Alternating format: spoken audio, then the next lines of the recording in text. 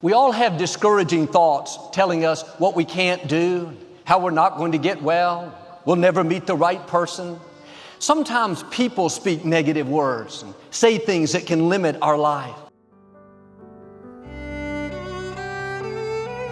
If we let these negative comments play in our mind, they will keep us from becoming who we were created to be.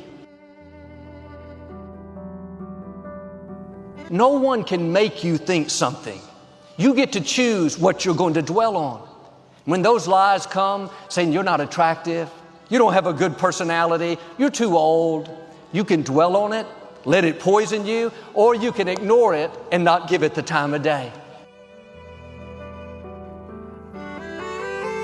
If you're going to reach your potential, you have to become deaf to the negative. When threats come, discouraging thoughts, people speaking defeat, you have to do like David and choose to hear nothing at all. Don't give it the time of day. Let it go in one ear and out the other. The enemy will use people to try to keep you from your purpose. And they may be good people. They may love you, but they don't see what God put in you. They're judging from the outside. They don't realize what's on the inside. God put greatness in you.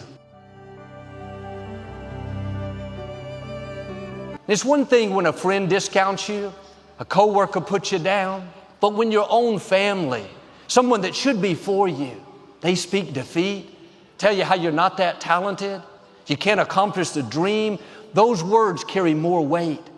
You have to dig down deep and say, I am not going to let what they're saying take root. They may be my family, but I'm not going to let their doubt convince me to settle for less than what God's put in me. Paul said in Romans, so what if they don't believe? Will their unbelief make your faith of no effect? And sometimes we're wanting people to believe in us that are never going to be for us. We long for their affirmation, for our family to cheer us on, a friend to encourage us, but it's just the opposite. You have to say like Paul, so what if they don't believe?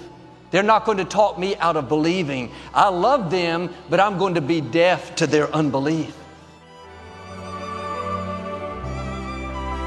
These are tests we have to pass. You won't have everyone cheering you on. There will be doubters, naysayers, people that are close to you that don't think you can accomplish what God put in your heart. If they don't believe, you don't need them. They didn't put the dream in you. Be respectful, but be deaf to their unbelief. The quicker you get rid of it, the better you'll be. If you start thinking about it for a day, dwelling on it, maybe what they said is right. Maybe I will never get out of these shepherd's fields. Maybe I won't break this addiction. Maybe my business has seen its best days. Or maybe I should just learn to live with this sickness. No, what you should do is become deaf to the negative. You can't play defeat in your mind and have victory. You can't think sickness and have health. You can't dwell on thoughts of lack and have abundance.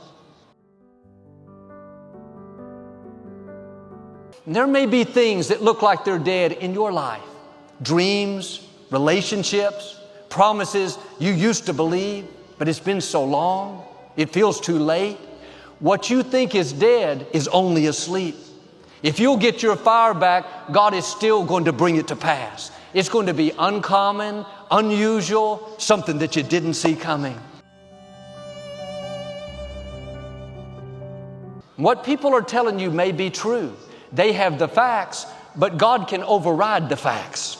God can do what medicine cannot do. He can make streams in the desert. He can prosper you in a pandemic. He can free you from that addiction that seems permanent.